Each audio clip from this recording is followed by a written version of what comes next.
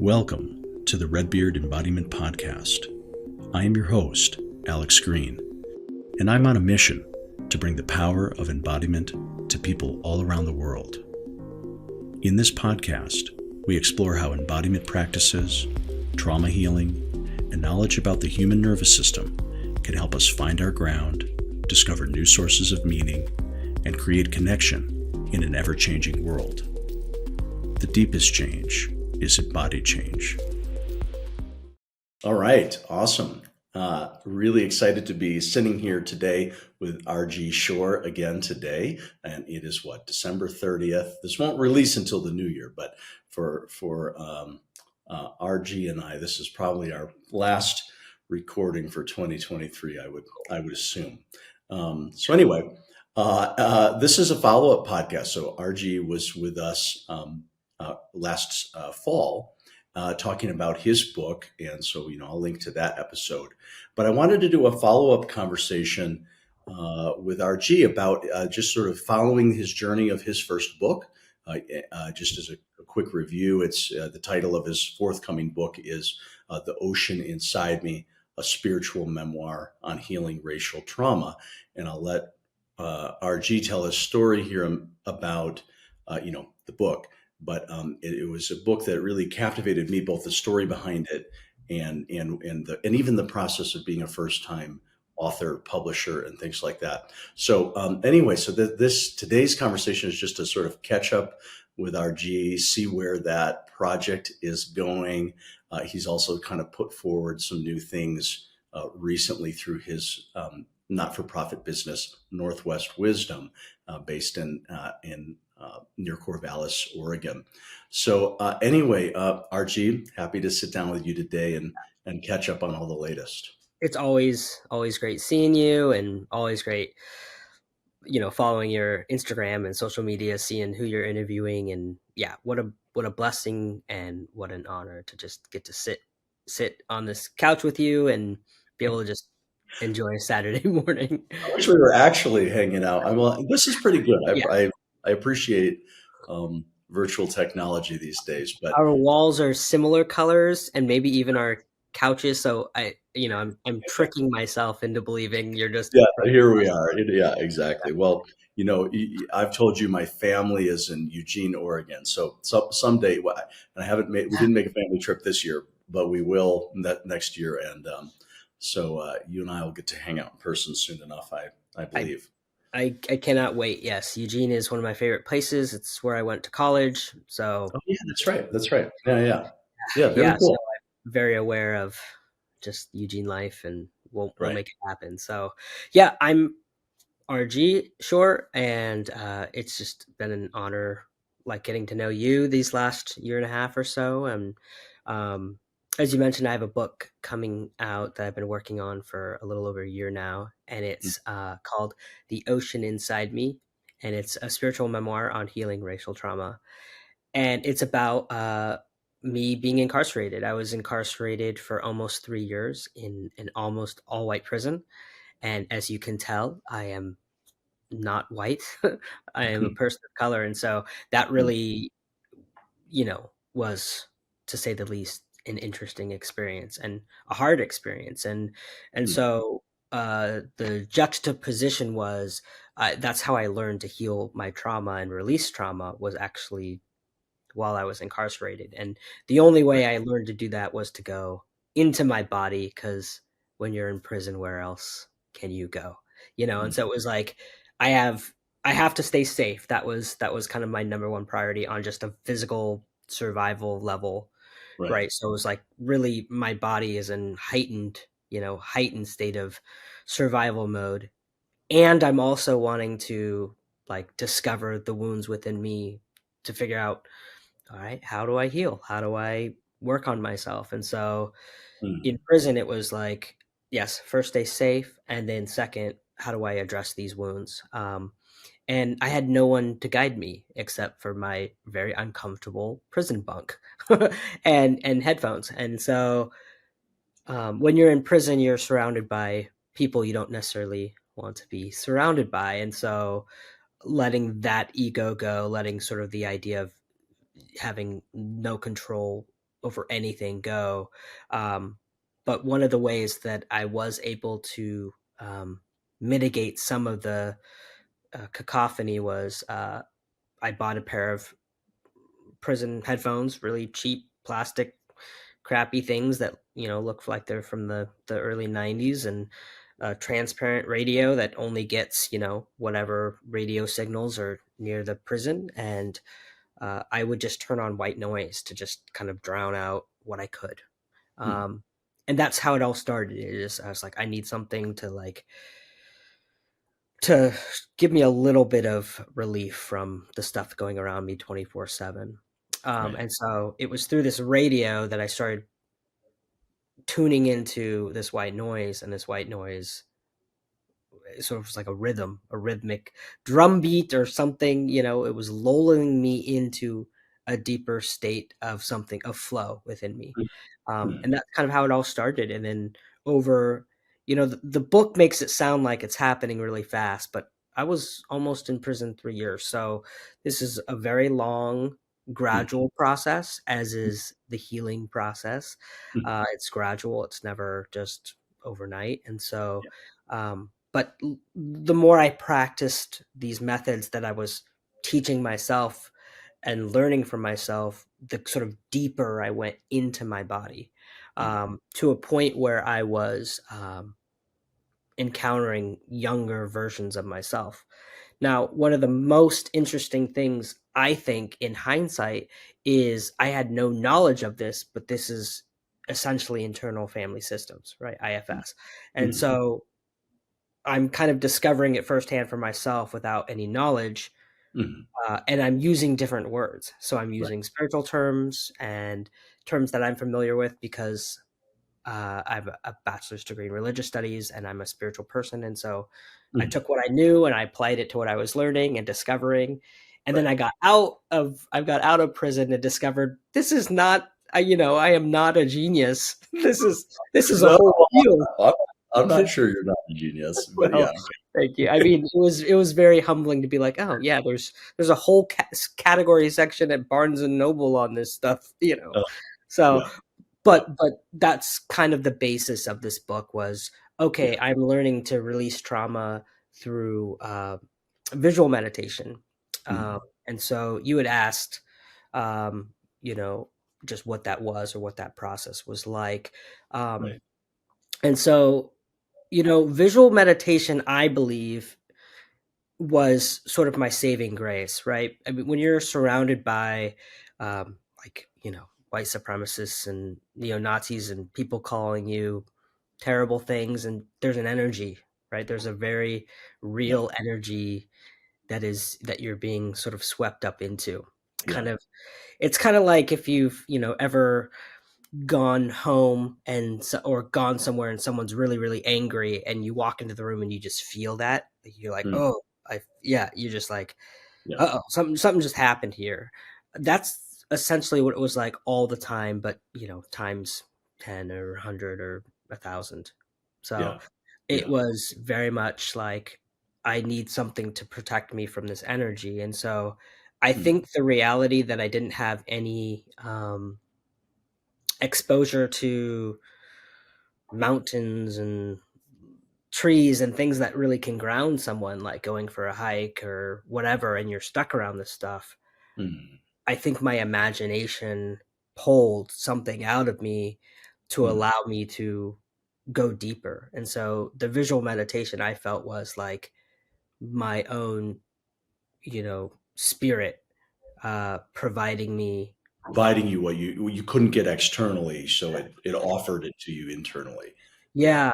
Yeah. And and I don't think you have to go to prison to do it. So, I think that's the reality, is like, there are a lot of people, including my wife, who just meditation isn't necessarily, just sitting still isn't necessarily for them. They need something, right? And my wife is a yoga instructor, and so she moves through the body. So there's tons of different techniques and tons of Yeah. different methods to get you to where you need to go.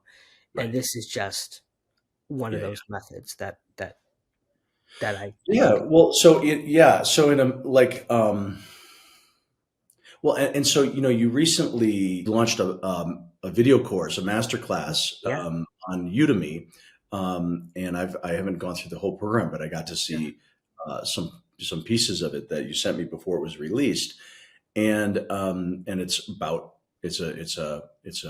visual meditation. And what I was curious about is, as you're now and I know this comes up in your book, and we'll loop it back to the meditations offered in your book itself. But as you're now kind of teaching, some of the skills, what strikes me is, there was, from reading your book, there was this, pretty organic and intuitive unfolding. You didn't just say, "All right, you know what, this environment sucks. mhm, I know what I need to do. I need to systematically go through my life history and okay, now I'm going to do that." It was more like, if I understood correctly, yeah, it was more something that unfolded, and came up, without you necessarily intending it, and you were surprised by some of the encounters with in IFS language, yeah. parts or aspects of yourself, or your psyche, or a deeper consciousness, or things like that. But so what I'm curious about now, that you're offering what you've learned to others, is there a tension between sort of what happens spontaneously versus, somewhat of a structured approach? How are you handling that as you're teaching it to others now? That's that's a brilliant question, and I feel like we should end the podcast now, because that's just such a good question. I'm kidding. I think I think what I tell my clients and people I work with is I'm just here as a conduit, right? Mm, So I'm just here to provide you the safe space. mm, You're the one who does the healing. mm, And in saying that, what I'm saying is, above all measures and techniques and methods and tools, trust your body. mm, So, yes, these things are here to help guide you. They're here because we want you to heal.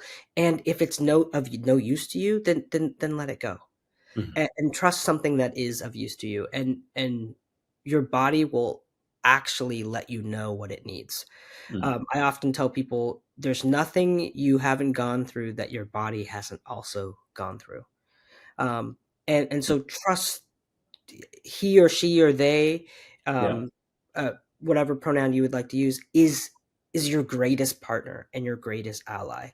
And Mm, so trust that, and that's an intuitive trusting, because I can't go into your body and be like, "This is what your body's telling you." You have to, you have to listen for yourself. And so the techniques that I teach is, first, well, how do we even begin to notice, right? If we right. don't noticing these patterns, then we don't even know whether or not our body is telling us anything. So Uh-huh. that's sort of the first thing. But to answer your question is, like, Yeah. the methods work. They really do work. And the greatest teacher is your own body. So trust your Yeah, yeah. body. Well, so you've honed in on this visual piece, Yeah. and I assume that's kind of your naming, because Mhm. for you it was quite visual in nature. Both, the encountering younger parts in scenes like in the cafeteria at middle school, or Mhm. times when you went to the riverbank in a part of Oregon that you knew well. So there was this immersive quality, in a visual sense, and so that comes through strongly Mhm. in how you. And so I kind of hear two things: that there's, like, yes, your body is part of, guiding you, is what's allowing this, state, of useful meditation healing to emerge, but that the visual component, or an imaginative piece, was pretty strong for you.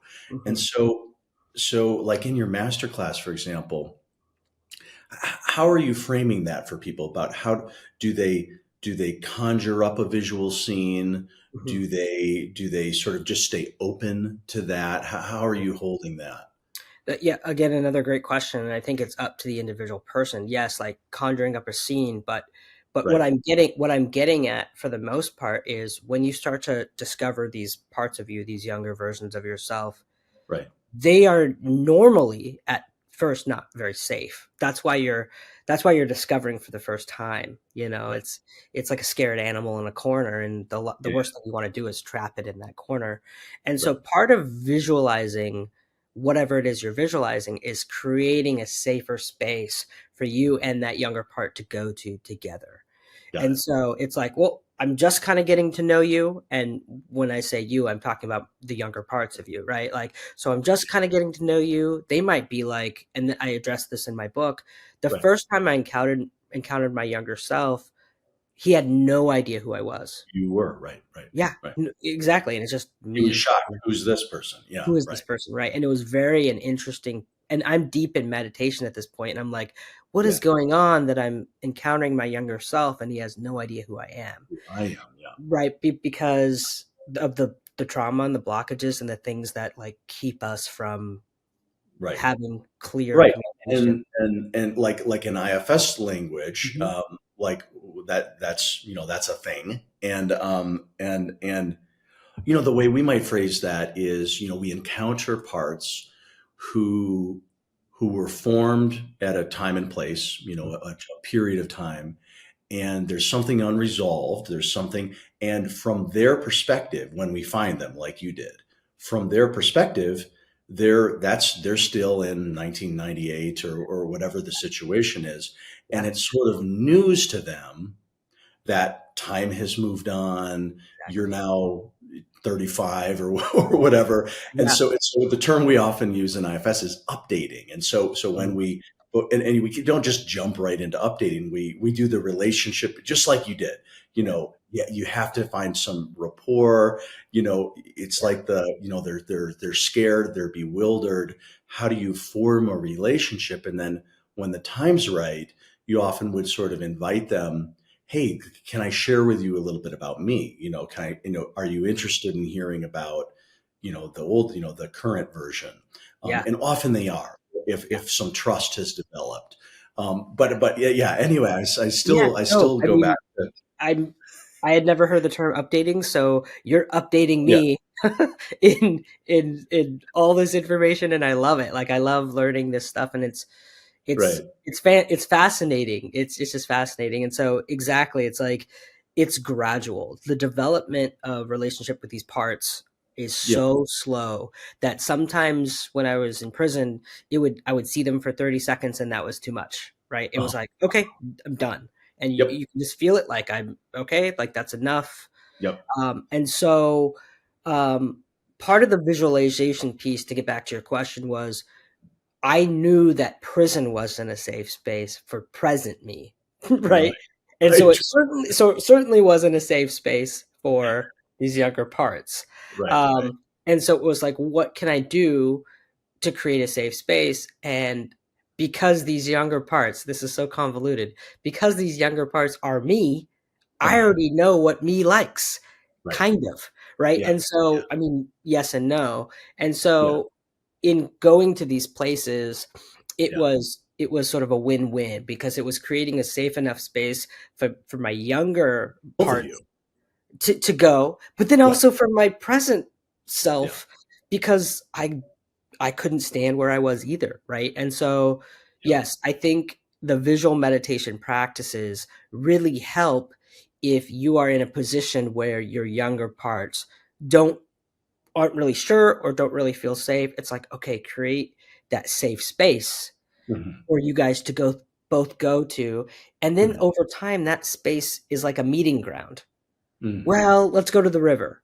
You don't want to hmm, be here? Let's just go to the river and throw rocks because I know you like doing like skipping rocks, right? yep, And yep, so you're just again you're starting to read the room, so to speak. You're starting to intuit like what your younger part needs, and then you're meeting that younger part where they need to be met.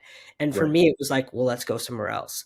And yeah, I found with clients that I've done these meditations with, is it works mm, the same way for them. They're like, oh, growing up, I always went to the beach with my family and we'd bring, the family umbrella and the picnic and the yep, sandwiches.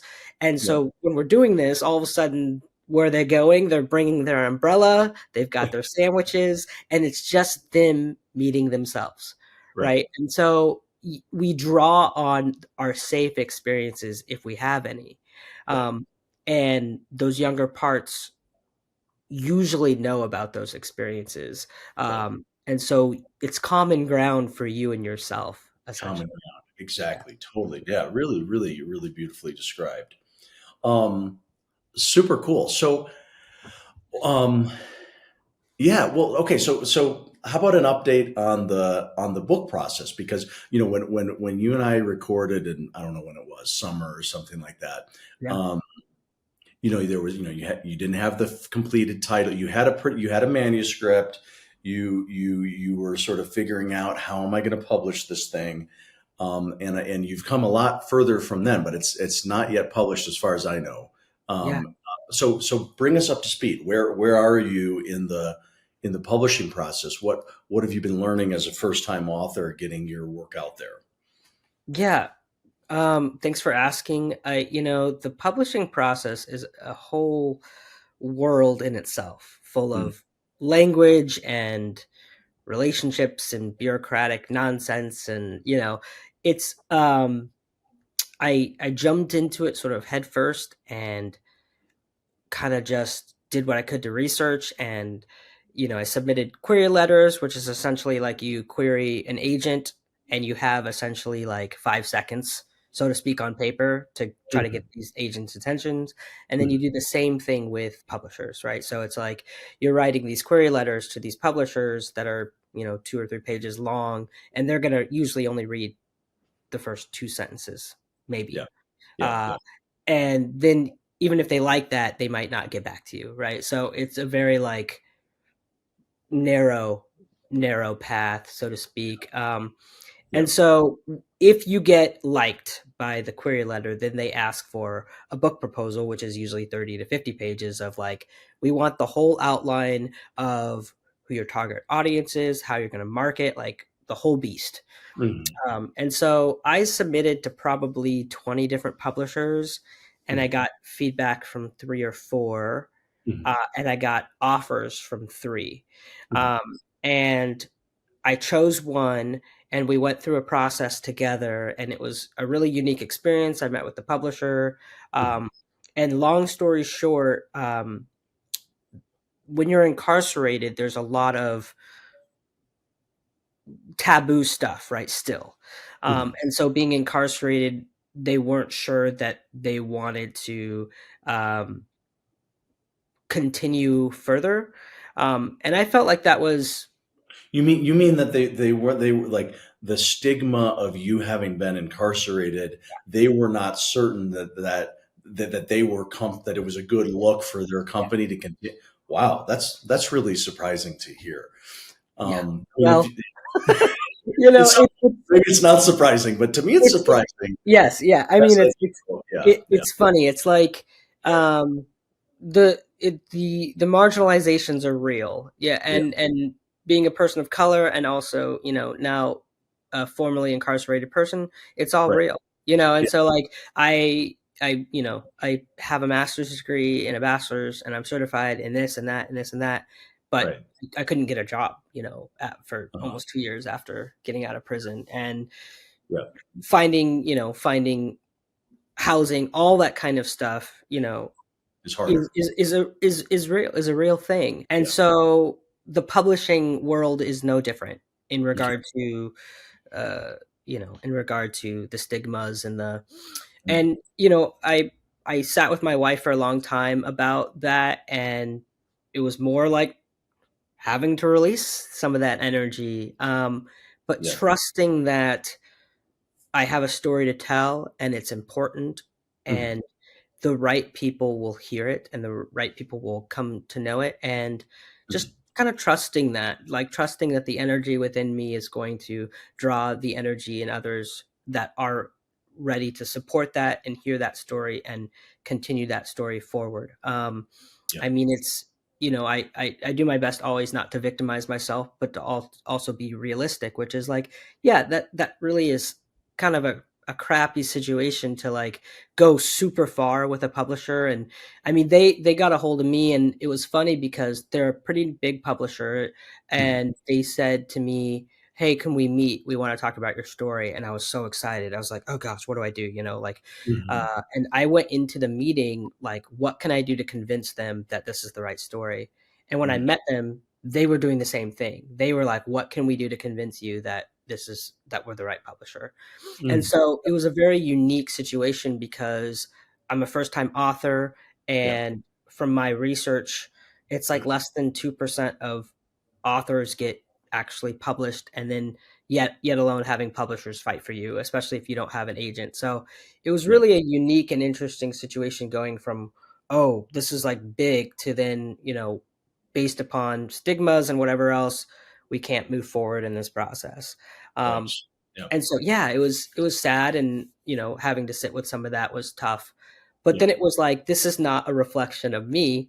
This is a reflection of you, and a Yeah. reflection of where we are as a country, that we can't have these conversations still. Right. Um, so Right. it's very interesting. And um, but I will say this, that in sitting and doing a lot of the practices that I preach, I realized that I'm going to continue in self-publishing, um, Mhm. and really have creative control, over what I tell and over my story. Mhm. And that was really important to me, because, not to stick with the publishing world, because it's no one really cares, but the publishing world also is kind of dying, like the traditional publishing Yeah, world. yeah, it's being disrupted. Yeah, it It's being makes disrupted, and so there is, like, from the traditional publishers, like a real, like, we're going to hold on as tight as we can to this thing yeah, that probably should be let go and given to the people. yeah, And so self-publishing is becoming less taboo. I yeah. kind of liken it to online dating, right? Like in the early 2000s, Right, online you didn't dating want to was, admit that you were online dating, and now yeah. it's the How most did you normal. guys meet? Yeah, The library, you know. right. But now it's just normal, and so I think that's where self-publishing is heading. Yeah. And so I think, there are a lot of really, really good books out there that have been self-published, Mm. and the traditional publishers, the bureaucracy that lies beneath that is, we still want to have the reins on this beast. We don't Totally. want to give it to the people yet. And so I was like, Yeah. I know my book's good enough. I know my story's good enough. I'm gonna continue to have creative Take control. take And the reins on this. Well, so something that is, something that's impressed me about you over time, I can share this with you, is, whenever you do something,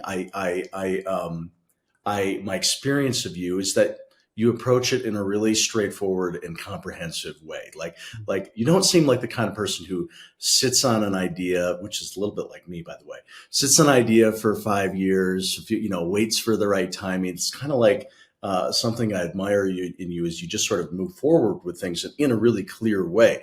And the example I'm thinking of right now is, I'm on your mailing list or whatever.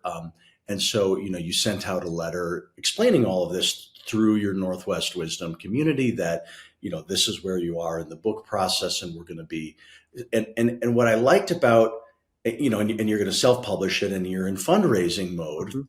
through your not-for-profit to Yeah. get this book out there in the world. And it was such a good fundraising letter because it was, uh, because it laid out all these really specific things, like, okay, well, so I'm gonna, to get a Kirkus book review, I need that, and so I'm gonna, it was this really transparent sort of outlining of all the, important pieces that, if a publishing house isn't publishing you, that you will do in order to, have a successful self-published book launch. And I Yeah. was like, wow, like, impressed by, you were not really, okay, it's new path forward, and you're going to do it in as clear and direct a way as I've seen, your other projects. So anyway, yeah. So what I want to include in this podcast, in the show notes, is, I don't know if we can share that exact letter, or just, I don't know if you Yeah. have, That's totally but fine. I want people to, anybody who wants to read more, and who might, because I'm assuming you're still in fundraising mode to help Yeah. Yeah. do all those pieces. Yeah, because, Yeah. I feel invested in you raising the dollars, Yeah. and I've told you that I'm going to make a contribution, Oh, thank because, you. this, we got to get this book out there. So, But anyway, but I Yeah. wouldn't feel that same way if you were just like, okay, I'm gonna like put this on, you know, Yeah. you have a clear plan. And so my thought was, okay, this is, you're not going to be daunted by that a publishing house isn't doing it. If anybody's going to have a successful self-publish, I was like, okay, this is Yeah. going to be happening. So Oh, I don't know if you feel that confidence, but I do. well, first off, thank you. I mean, that's so kind from your, your donation to being willing to share this with other people and just your spirit and your compliments. It's all just very kind of you. So thank you. Um, and in response to your asking, like, yes, I think it's really important to have a balance between I'm trusting that this thing is great and I'm going to put in the work to like Right. do what I can to get it out there. And I think there's a balance that needs to be had. And I think a lot of creatives and a lot of really smart and inspirational people don't do the very pragmatic, practical stuff. Mm, Um, when I got out of prison, well, actually, while I was still in prison, I studied law, which my book goes into. right. And law is very black and white, and I am not a black and white person. But Mm, I found the importance of balancing the sort of the structure of law with mm, the creativity that is me. yeah. And I find this it's the same way as like if you want something done, you really have to sit down and what do I need to do to accomplish this? And yes, like usually a publisher is going to cover your reviews, they're going to Mm, cover editorial costs, they're going to cover book design, they're going to cover, a whole list, a whole myriad of things. And so for mm, me, it was like, well, it's true, uh, people do judge a book by its cover, right? So then I did the research and created relationships with people and found just a brilliant book designer who actually won this last year. She won one of the best covers for 2023, mm, and so she is like up there with the highest of book designers. And so that's mm, a pretty penny, right? But I know that that's important for my book. yeah. Kirkus review is kind of, it's the cream of the crop review as I understand it. Oh, so it's $600 for a review. And as I understand it, they write about 200 words or so. And about 10 of those words is actually review and the other is synopsis, right? So it's very like Mhm, hoity-toity, but it needs to get done. As far mm, as my research has shown that it really mm, needs to get done. And then there's a couple other reviews and editorial processes. And anyway, so I knew that I needed to write a list of all the things that are essential for getting it out there. And then the other part that I didn't mention, but it's very true, is now traditional publishers, even if you're published by like, Penguin or Random House or Scholastic, one of the huge ones, they still require you to do 80, if not 90% of your own marketing. That's just mm, kind of the world we're now in because of social mhm. media. Um, who's going to Penguin sites looking at books except for people who are wanting to publish with Penguin, right? Right, right, right. And so the publishers themselves are saying, this is now on you. Yeah. Um, and so even when I had this book deal with this publisher, they were saying the same thing. So I thought, well, this isn't a burden I'm taking up because no matter which route I go, I'm going to have to You were do. gonna be doing that anyway. Yeah. Yeah, And so promoting and marketing and all that stuff, it's its own beast and costs money too. So I yeah, just had to kind of like write down a whole list of, yeah. things that I knew I needed to get done. And so that's kind of what I did. But I really appreciate, your willingness to bring that up and also just your kindness about the letter. Yeah, I think it's just really important to also let people know just where their money's going, right? Sure. Yeah, And because we're a nonprofit and we're able to do it through the umbrella of the nonprofit, it's all tax deductible. And so that's like a really cool benefit is like, hey, we'll send you a donation letter and a confirmation of receipt and yep, so all yeah, that kind of good stuff. But ultimately, yes, like any donations are gonna go directly towards those things. yeah. And then, my hope is as the book moves forward and gets to more people, my hope is that eventually people aren't having to pay for this stuff, right? Like money is just an energy is my belief. And Mm, so as soon mm, as we get it out there, then like that energy comes in different forms. And so right now, yes, I'm needing that energy in the form of money to get this thing going. But my yeah, goal is to get it not only in the hands of people who are looking to heal, but also into prisons and into places where people have gotten out of prison and just Yeah. all Yeah, over. I was Yeah. going to ask about that. If you feel called to work with other incarcerated people or in that system, with the work you're doing. That's a fair question. And to be honest, no. I No. don't feel called to work specifically with people who have been incarcerated. Um, I will always have empathy for people dealing with that. But my call is mostly for people who know that they want to do the healing and are looking for that safe outlet. Yeah. So, um, I think that's important to me is to open that up to anyone who's like, yeah, I know I need to be honest with myself. I know I have wounds. I know I've got stuff to work Yeah. on, and how can I do it? And so that's Yeah. kind of I do have one client who was formerly incarcerated, and yeah, there's and it's a beautiful relationship, and it's a beautiful partnership in helping this person. And it's Mm. also hard. It's also hard for me Mm. to kind of relive some of that Hmm. vicariously through him and make sure that I'm safe and make sure that he's safe. And Yeah. and so I think that's important. Mm. But I think ultimately it's a trust the process. And I'll use spiritual language here and just say I trust the universe. I do. I trust that the universe is for me, and I Mm. trust that this project is going to get out there one way or another. So Mm. I love that. I love yeah. that. Well, since we're at the cusp of the new year, what as you look into 2024, what's on the horizon? I mean, imagine Mhm. getting the book launched is probably a big thing, but what else? What else is cooking in 2024 for you? Yeah, that's a great question. So I have a masterclass that I actually just released, and it's available on Udemy.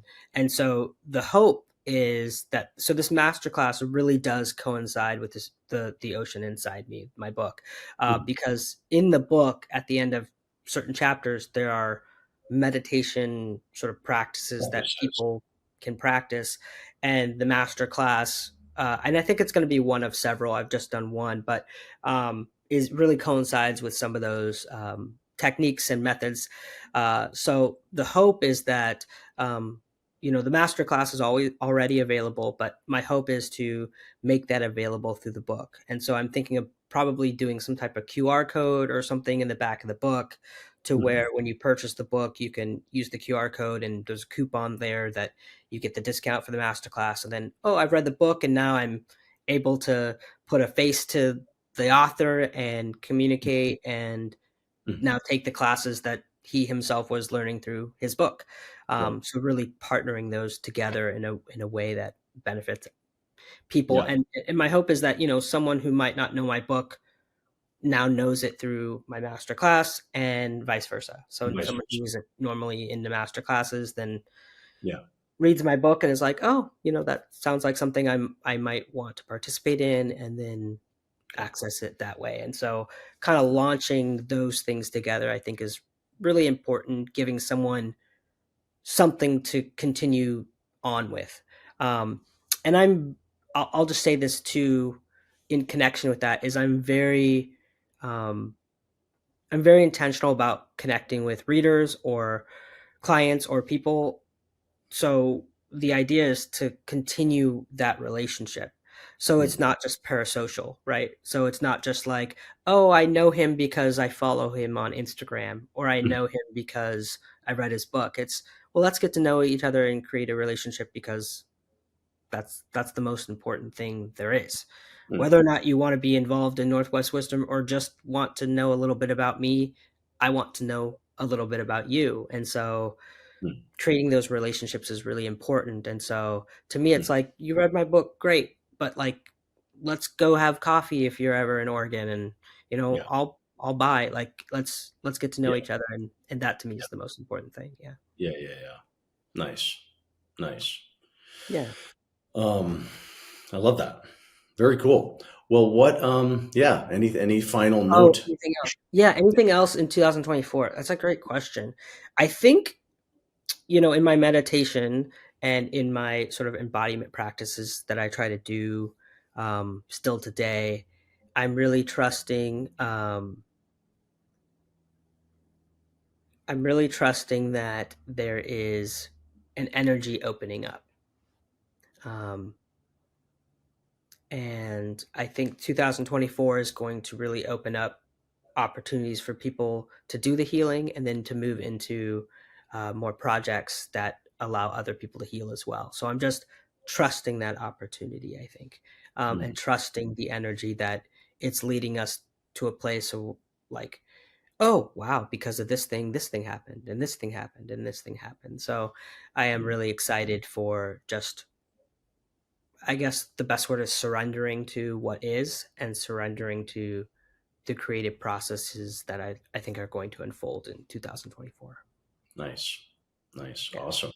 Well, good. Well, I'm so glad we had a chance to that I'm having a chance to just hear the latest, hear the updates, and I'm continuing to be a supporter of your work, as you know. So, Thank you. Yeah, I really appreciate it. Yeah, I'm just really excited. And I do believe that this next chapter too is about connecting with other people who are, in the business of healing. And I think there's pockets all over the place, and those mm, pockets are beautiful. And I think like starting to create those networks or those communities of like, well, this is what the community that I'm in is doing, and let's connect and let's create that right, relationship. And I think that's really important in sort of moving forward. Um, and I feel like we've done that, you and I, and right. with Red Beard, like one of the greatest things that people obviously don't know, but you actually did a session with me, and Mhm. I thought that was just really unique and amazing. And I learned a lot through that process, and you walked me beautifully through Yeah, um, TRE process. TRE process, yeah, Yeah. and so it was really unique, sort of comparing the TRE process to the visual meditation process, Mm. because one is quite clearly like, I want to use the right term, like tremors, Yeah. right? And Memory. Yeah. so one is your tremor, you're shaking or you're doing tremors, and with visual meditation, you're going inward. But Yeah. one of the techniques that I teach in sort of the visual meditation piece is there is quite literally a releasing that happens through Mm. the muscles, Right.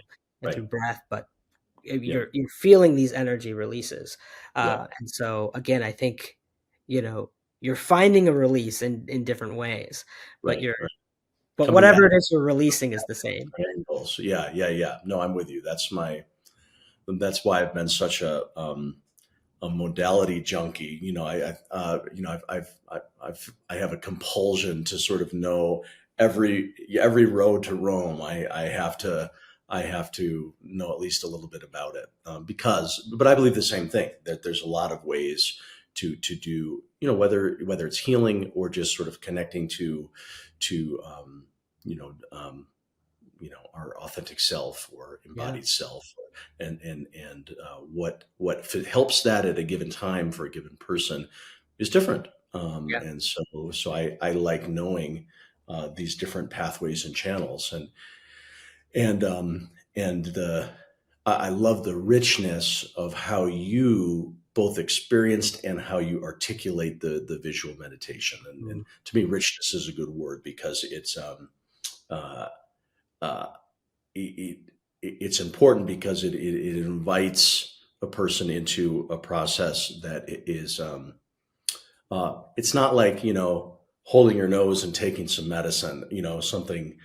yeah, There's this the emphasis on safety, the emphasis on relationship to self, mhm, the emphasis on uh, uh, visual experiential specificity, all yeah, in my mind, that has all the right ingredients to create something that's not at all superficial, but something that's deep, and at the center of ourselves. So yeah, anyway, yeah, just a ton of resonance with how yeah. you're framing work. And Yeah. I think on to like piggyback on that a little bit is realizing that yes, this visual meditation, I think for me is telling my clients it's a doorway for you to trust whatever creative processes come up in you that help you release it.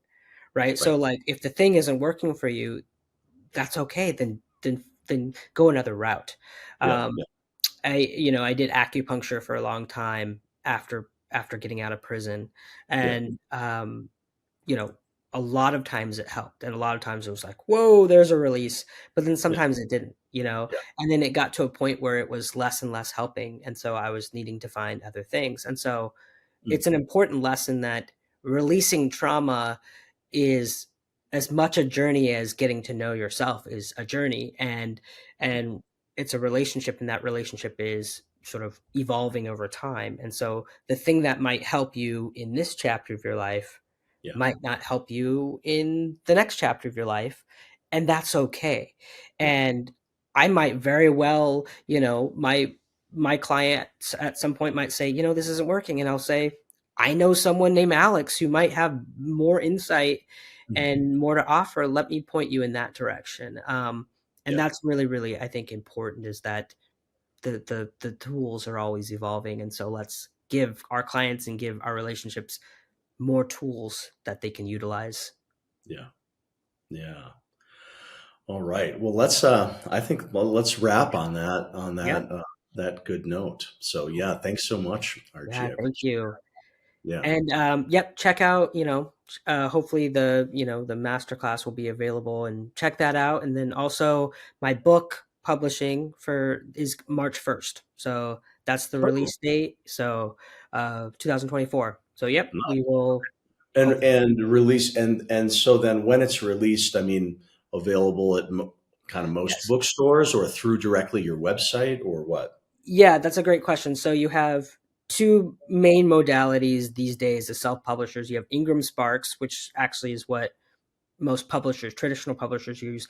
And Ingram Sparks is like a company that puts the books actually in the bookstores. So Okay. it'll be in bookstores, probably not by March 1st, but Yeah. uh, it'll all be online March 1st. And Yeah. that's usually through like Apple or Amazon is the big one, or Barnes and Noble. Yeah. So it'll all be online March 1st. And then slowly Ingram Sparks starts to put them actually in bookstores. So Nice. yeah. Nice. Yeah. Oh, Yeah. awesome. Well, thanks again so much. I really appreciate it, Alex. Always a Great. pleasure. Thanks, Archie Short. Yeah. Yep. Thanks for listening to today's episode of the Redbeard Embodiment Podcast.